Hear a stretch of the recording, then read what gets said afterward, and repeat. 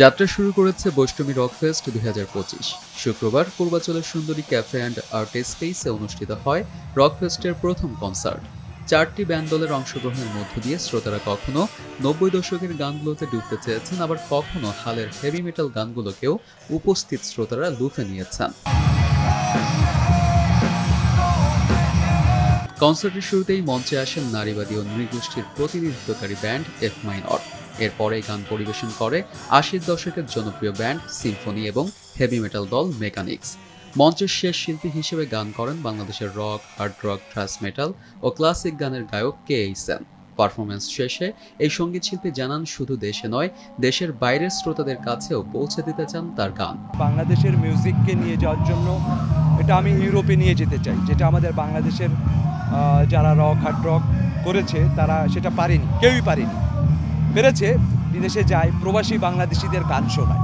আমি সেটা চাচ্ছি না। আমি চাচ্ছি যে বাংলাদেশকে প্রতিনিধিত্ব করতে ইউরোপ, আমেরিকাতে সব জায়গাতেই আমি কাজ করতে চাই এবং বিদেশি শ্রোতাদের সামনে আমি হাজির হতে চাই। এবছরে সেপ্টেম্বরে আমার শো আছে, প্যারিসে আছে, এথেন্সে আছে, ইউকেতে কথাবার্তা চলছে।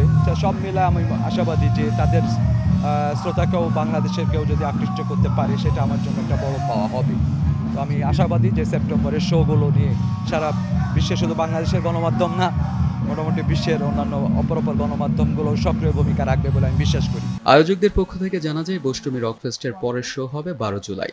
আর এই রকফেস্টের ইভেন্ট অংশীদার হিসেবে ছিল স্টেশন কমিউনিকেশন। বাংলাদেশের হার্ড রক সিঙ্গার হাইস্পেড কে.এইচ.এন তার রক উইংকে আমরা চুক্তিবদ্ধ করে নিয়েছিলাম যে সে আমাদের সাথে আরেকটি কনসার্ট করবে। সে ধারাবাহিকতা সে আজকে থাকছেন আমাদের সেই কনসার্টে।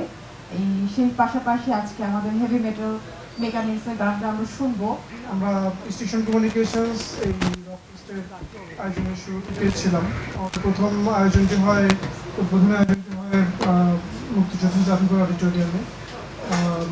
আমরা সেখানে পারফর্ম করে এমএনএম, বাংলা ফ্লাইর ও কে.এইচ.এন। দ্বিতীয় শোটি হয় শেরাটনে। সেখানে আমরা আর্টকে পেয়েছিল আমাদের সাথে হাইওয়ে গান করে। গত বছর প্রযোজনা সংস্থা বৈষ্টমী একাধিক রকফেস্ট আয়োজন করার মধ্য দিয়ে দেশব্যাপী আলোচনায় ছিল। এবছরও সংস্থাটি তাদের স্বকীয়তা ধরে রাখতে সক্ষম হয়, যার ফলে সঙ্গীত প্রেমীদের প্রত্যাশা চলতে থাকুক বৈষ্টমী রকফেস্টের এমন পথ চলা।